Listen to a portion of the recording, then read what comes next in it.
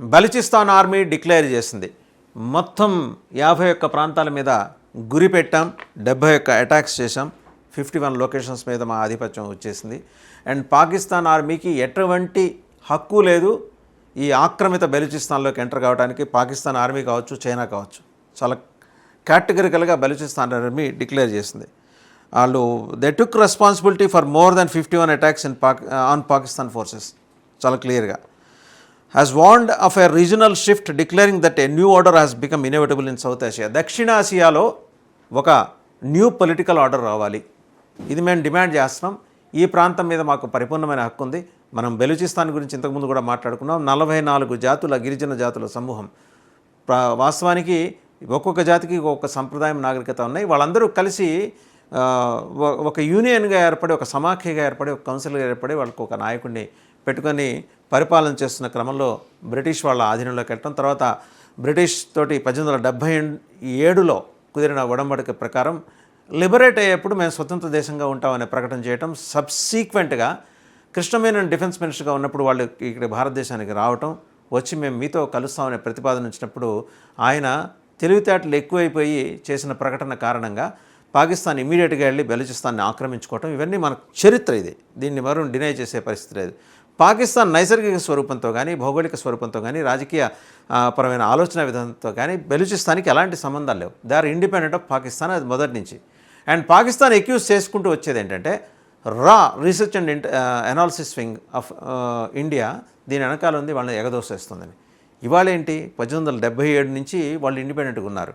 మధ్యలో జిన్నా చేసిన మాయాజాలంలో పడిపోయి వాళ్ళు జిన్నా వీళ్ళ తరఫున ఇంటర్నేషనల్ కోర్టులు, అంతర్జాతీయ కోర్టులు వీళ్ళ తరఫున వాదిస్తానని చెప్పి వాళ్ళని బుజ్జగించి లాలించి తీసుకెళ్ళి తర్వాత వాళ్ళని కలిపేసుకున్నాడు, ఆక్రమించుకున్నాడు. అది తెలిసే కొందరు బలూచి తెగల నాయకులు అప్పట్లో సుప్రీం కమాండర్స్ 4-5 భారతదేశానికి వచ్చి అప్పుడు డిఫెన్స్ మినిస్టర్ కృష్ణమేనన్తో మాట్లాడినప్పుడు ఆయన అనవసరంగా దాన్ని మీడియాకి లీక్ చేయడం, దాన్ని అడ్వాంటేజ్గా తీసుకుని పాకిస్తాన్ ఆ దేశం మీద, ఆ బలూచిస్తాన్ స్వతంత్ర ప్రాంతం మీద దాడి చేస్తాన్లో కలుపుకోవడం జరిగాయి. సో బలూచిస్తాన్కి సహజ సరిహద్దులు ఏంటంటే ఆఫ్ఘనిస్తాన్ ఉంది, ఇరాన్ కూడా ఉంది. And Balochistan is a crucial point for China to enter into Pakistan. అంటే అందుకనే సీపెక్ అంటే వాళ్ళకి ఎకనమిక్ కారిడార్ అనమాట, చైనా పాక్ ఎకనమిక్ కారిడార్ సీపెక్ అంటే. అది నిర్మించుకోవడానికి వాళ్ళు ఎంట్రీ ఇచ్చింది, అక్కడ గ్వాదర్ పోర్టు నిర్మించుకుంది కూడా అందుకే. గ్వాదర్ పోర్టు ద్వారా ఇప్పటివరకు వాణిజ్య కార్యకలాపాలు ఏమీ ప్రారంభం కాకపోయినప్పటికీ చైనాకి స్ట్రాటజిక్గా చాలా ఇంపార్టెంట్ బెలూచిస్తాన్.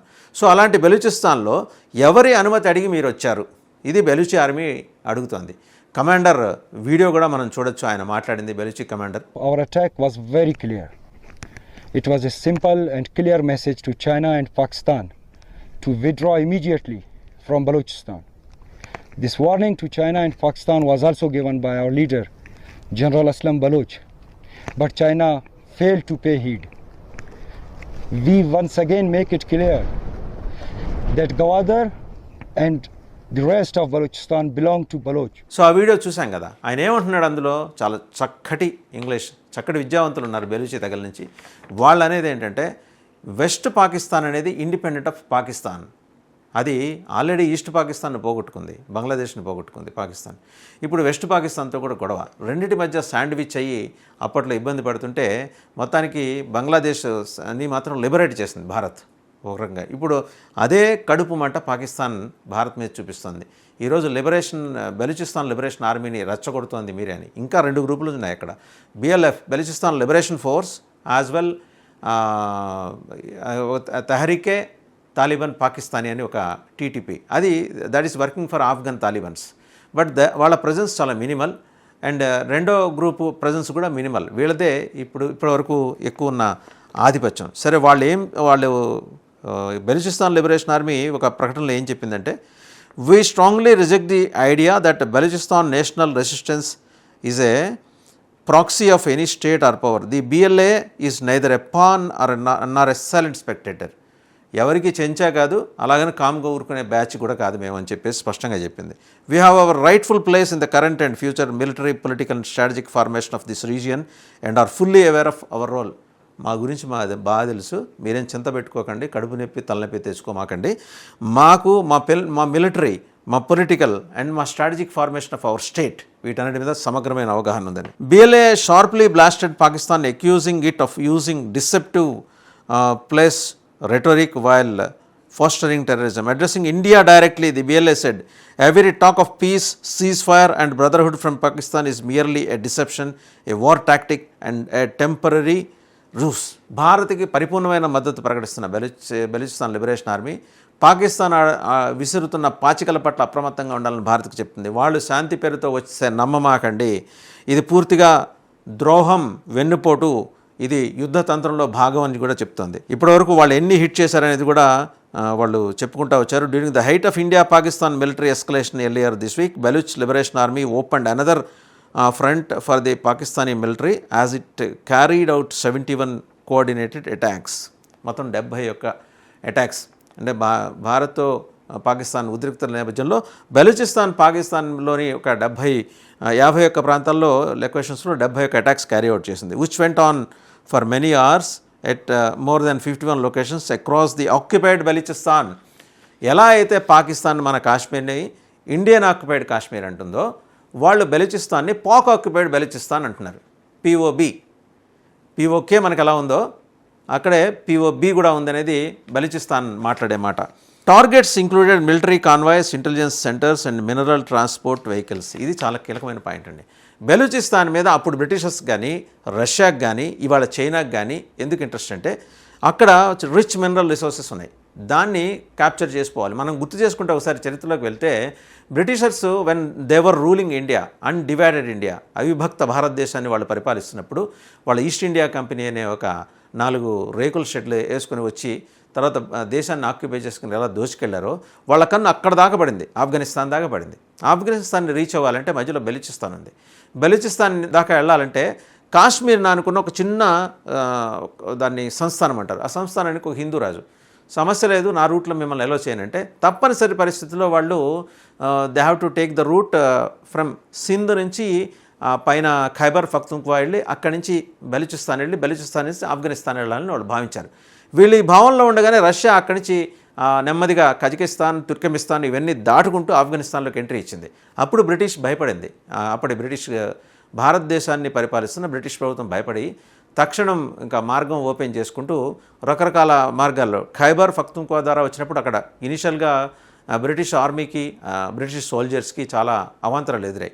ఖైబర్ పఖ్తూన్ఖ్వా అనే ప్రాంతం ఇప్పటికీ పాకిస్తాన్కి మింగుడు పడిన ఒక ప్రాంతం. అది డిఫరెంట్ తెగ, అది పఖ్తూన్లు అంటారు. అక్కడ వాళ్ళ భాష వేరు, వాళ్ళ సంస్కృతి వేరు. అండ్ దే ఆర్ సైకలాజికల్ ఎలాంటి ఆఫ్ఘనిస్తాన్ భావజాలానికి చాలా దగ్గరగా ఉంటారు. వాళ్ళు వెళ్ళనిలా, వాళ్ళేదో సంధి చేసుకొని వాళ్ళతోటి మేము మీ దగ్గర 2 ప్రాంతాలు జయించాం, ఒక ప్రాంతం మీద మీకు అధికారం ఇస్తాం, ఒక ప్రాంతం మేము పరిపాలించుకుంటాం, మా దగ్గర వచ్చే రెవెన్యూలో మీకు షేర్ ఇస్తాం. ఇలాంటి లత్తుకోరు అగ్రిమెంట్లు చాలా చేసుకుంది బ్రిటిష్. అక్కడి నుంచి బెలూచిస్తాన్ వస్తే బెలూచిస్తాన్ ఎంబడి పడి తరిమింది బ్రిటిష్ని. ఎంబడి పడి తరిమితే చివరికి కాళ్ళు గడ్డం పట్టుకొని మనం ట్రీటీ చేసుకుందాం, 1877 ఇది ఒక ఒప్పందం చేసుకున్న దాని మీద ఏంటంటే మీకు మీ ప్రాంతం మీద హక్కులు ఉంటాయి, బట్ మా పరిపాలన కింద ఉంటారు. అండ్ మీరు మా పరిపాలన అంటే మేము పరిపాలిస్తుంటాం, మీరు మాకు జవాబుదారీగా ఉంటారు అని. అయితే మేము స్వతంత్ర దేశంగా ఉంటామనే డిమాండ్ అప్పటి నుంచి వాళ్ళు చెప్తూనే వస్తున్నారు. సబ్సిక్వెంట్గా ఏంటంటే వాళ్ళు దాన్ని ఉపయోగించుకుని ఆఫ్ఘన్ దాకా వెళ్ళి మినరల్స్ తవ్వుకోవడం. మధ్యలోనే గ్వాదర్, ఇప్పుడు చైనా ఎక్కడైతే పోర్ట్ నిర్మించిందో అక్కడ దాని మీద కూడా అప్పుడు బ్రిటిష్ ఇండియాకి కన్నుంది, బ్రిటిష్ ఇండియాకి కన్నుంది. నాట్ భారతదేశాన్ని పరిపాలిస్తున్న భారతీయుల పాలకులకు కాదు, బ్రిటిష్ పాలకులకి కన్నుంది. సో ఆ రగడ అలాగే ఉంది. మధ్యలో బ్రిటిష్ వాళ్ళు వెళ్ళిపోవటం, మనకి స్వాతంత్రం ప్రకటించుకున్న తర్వాత వాళ్ళు వెళ్ళిపోవటం, ఇవన్నీ అయిన తర్వాత ఇంకా రష్యా యుఎస్ఎస్ఆర్గా ఉన్నప్పుడు, యునైటెడ్ సోవియట్ సోషలిస్ట్ రిపబ్లిక్గా ఉన్నప్పుడు వాళ్ళ పట్టు అలాగే కొనసాగింది. ఎప్పుడైతే డిసింటిగ్రేట్ అయిందో రష్యా, ఇంకా ఉజ్బెకిస్తాన్, తుర్కమిస్తాన్ ఇంకా ఇలాంటివన్నీ కూడా స్వతంత్ర రాజ్యాలుగా ప్రకటించబడిన తర్వాత రష్యా ఇన్ఫ్లుయెన్స్ పడిపోయింది. అప్పుడు మళ్ళీ బెలూచిస్తాన్ భావన ఒక్కసారిగా పైకి వచ్చింది. అరౌండ్ 2016లో దీని ఒక షేప్ తీసుకుంది, ఒక షేప్ తీసుకుంది. అప్పటి నుంచి బలపడుతూ వస్తుంది. ఎంతోమంది విద్యాధికులు పూర్తిగా ఇస్లాం సంప్రదాయాన్ని పాటిస్తారు, కానీ ప్రతి తగ్గి మళ్ళీ దానికి ఒక డిఫరెంట్ సంప్రదాయం ఉంటుంది. And they are not like Pakistani terrorist మూకలతో వీళ్ళకి ఎలాంటి సంబంధాలు, వాళ్ళ ఇది వేరు. అండ్ వాళ్ళు ఇప్పటికీ అక్కడ లక్షల మంది హిందువులు నివసిస్తున్నారు. సంవత్సరానికి ఒకసారి అక్కడ హెలింగాచి మాతా టెంపుల్ ఉంటుంది. ఆ జాతర ఏర్పాట్లు చేసేది బెలూచిస్తాన్ లిబరేషన్ ఆర్మీయే. అక్కడ మొత్తం వాళ్ళే చేస్తారు. వాళ్ళే ఇక్కడ అమర్నాథ్ యాత్రకి ఎట్లా జమ్మూ కాశ్మీర్ ప్రభుత్వం చేస్తుందో అక్కడ వాళ్ళు అలా చేస్తారు. అయితే ఇక్కడలాగా సెక్యూరిటీ అవసరం లేదు. అక్కడ ఎవరైనా యథేచ్ఛగా వెళ్ళి లింగాచి మాత దర్శనం చేసుకొని వెనక్కి రావచ్చు. సరే, ఆ అంశం పక్కన పెడితే ఇవాళ ఆ ప్రాంతం మీద పరిపూర్ణమైన పట్టు సాధించింది బలూచిస్తాన్. అది చాలా స్పష్టంగా చెప్తోంది కదా. 51 ప్రాంతాలు పాకిస్తాన్ క్లెయిమ్ చేస్తున్న ఆక్రమిత బలూచిస్తాన్లోని 51 ప్రాంతాలు ఇప్పుడు మా ఆధీనంలోకి వచ్చాయి. 71 దాడులు మేము చేశామని. BLA also accused Pakistan military and intelligence establishment ISI calling it a breeding ground of terrorism. టెర్రరిస్టులు తయారు చేసే, ఉత్పత్తి చేసే కేంద్రం అని. Pakistan has not only been a breeding ground for global terrorist but also a centre for the state sponsored development of deadly terrorist groups like Lashkar e Taiba, Jaish e Mohammed and ISIS. ఎప్పటి నుంచో మనం మొత్తుకుంటున్న విషయమే బలూచిస్తాన్ లిబరేషన్ ఆర్మీ కూడా చెప్పింది. జైషే మొహమ్మద్, లష్కర్ ఏ తొయిబా, ఐసిస్ గ్రూప్స్కి అది పూర్తి స్థాయి స్థావరంగా మారింది. ఒక టెర్రరిస్టుల ఉత్పత్తి కేంద్రము, కర్మాగారం, అది ఇప్పుడు స్థావరంగా మారింది అని ఒక స్టేట్మెంట్లో వాళ్ళు ఇచ్చిన స్టేట్మెంట్లో చెప్పారు. The ISI is the network behind the terrorism. Pakistan has become a nuclear state of violent ideology. చాలా హింసాత్మక భావజాలం ఉన్న పాకిస్తాన్ న్యూక్లియర్ స్టేట్గా మారడం అనేది ప్రపంచం ఆందోళన చెందాల్సిన అంశం అని కూడా వాళ్ళు చెప్తూ వస్తున్నారు. The BLA appeal to the international community including India for political, diplomatic and defence support saying that this could pave the way for a peaceful, prosperous and independent Balochistan. ఇది కదా కావాల్సింది. ఈరోజు 2016 నుంచి జరుగుతున్న పరిణామ క్రమంలో అజిత్ దోవల్ లాంటి వ్యూహకర్తల రోల్ ఎంతో చాలా బలంగా ప్లే చేస్తుంది. పాకిస్తాన్ ఏడుపు కూడా అదే. వాళ్ళు స్వతంత్ర బలూచిస్తాన్గా ఏర్పడటానికి కావాల్సిన మార్గాన్ని సుగమం చేసే క్రమంలో మీ అందరి హెల్ప్ ఇవ్వండి. దౌత్యవేత్తలు ఉన్నారు, రాజకీయవేత్తలు ఉన్నారు, అండ్ అలాగే రక్షణ శాఖలో నిపుణులు ఉన్నారు. మీ అందరూ సపోర్ట్ ఇవ్వండి, డిఫెన్స్ సపోర్ట్ కూడా ఇవ్వండి. If you receive political, diplomatic and defence support from the world, especially from India, Baloch nation can eliminate this terror state. ఇది కంక్లూడింగ్ స్టేట్మెంట్, చాలా అద్భుతమైన స్టేట్మెంట్ బలూచిస్తాన్ చెప్పింది. మాకు పొలిటికల్గా, డిప్లొమాటిక్గా, డిఫెన్స్ పరంగా మాకు గనక సపోర్ట్ ఇస్తే, మేము ప్రత్యేకించి ఇండియా మాకు ఇస్తే, మేము ఒక స్వతంత్ర దేశంగా ఆవిర్భవిస్తున్నాం. So clouds are clear now. చాలా స్పష్టంగా ఉన్న ఏది బలూచిస్తాన్ చెప్తున్న ప్రకారం పాకిస్తాన్ వైదొలగాలంటే, పాకిస్తాన్ టెర్రరిజం పేస మనసాలంటే బలూచిస్తాన్ అక్కడ ఒక దేశంగా ఏర్పడాలి. ఇండియా ఇందుకు మాకు సహకరిస్తే ఆ ప్రాంతాన్ని, ఆ రీజియన్ని టెర్రరిస్ట్ ఫ్రీ రీజియన్ గ్రౌండ్గా మార్చడానికి బలూచీలు కట్టుబడి ఉన్నారు అనే అంశాన్ని చాలా స్పష్టంగా వాళ్ళు ధృవీకరించారు. So thanks to Baluchi liberation army from the side of Bharat. ఎందుకంటే వాళ్ళు ఇండియా అని కూడా అంటారు, భారత్ అంటారు. ఇంకా మనం అంటామేమో ఇండియా అని. కానీ బలూచీలు స్వతంత్రులు, వాళ్ళు స్వతంత్ర భావజాలం and independent, hard working nature. వాళ్ళ సంప్రదాయాన్ని, వాళ్ళ మతాన్ని వాళ్ళు గౌరవించుకుంటూనే ఇతర మతాలు, ధర్మాల పట్ల వారు విశేషమైన ఆదరణ కలిగి ఉన్న బలూచిస్తాన్ ఒక ఇండిపెండెంట్ నేషన్గా ఆవిర్భవించాల్సిన అవసరాన్ని, ఆవశ్యకతని ఈరోజు ప్రపంచం గుర్తించాలని వాళ్ళు ఒక ప్రకటన రూపంలో పేర్కొన్నారు. Already Quetta is under their control. Balochistan capital Quetta వాళ్ళ కంట్రోల్లో ఉంది. పాకిస్తాన్ ఆర్మీ సాహసం చేయట్లేదు. ఒక నెల రోజుల వ్యవధిలో జాఫర్ ఎక్స్ప్రెస్ హైజాగ్ అప్పుడు 17 మంది పాక్ జవాన్లను కోల్పోయింది. అండ్ మొన్నటికి మొన్న 26 ట్రక్కులు వెళ్తుంటే 2-3 ట్రక్కులు పేల్చేస్తే 12 మంది పాకిస్తాన్ జవాన్ల శవాలు గాలిలో ఎగిరాయి, ముక్కలై. సో వాళ్ళంత బలంగా ఉన్నారు. మనతో ఏదో నాటకాలు ఆడినట్టు బలూచిస్తాన్తో పాకిస్తాన్ నాటకం ఆడితే అయ్యే పని కాదు. సో బలూచీలు మీ పోరాటాన్ని కొనసాగించండి. అండ్ టెర్రరిజానికి వ్యతిరేకంగా పోరాడే ప్రతి దేశం కూడా మీకు సహకరిస్తుంది.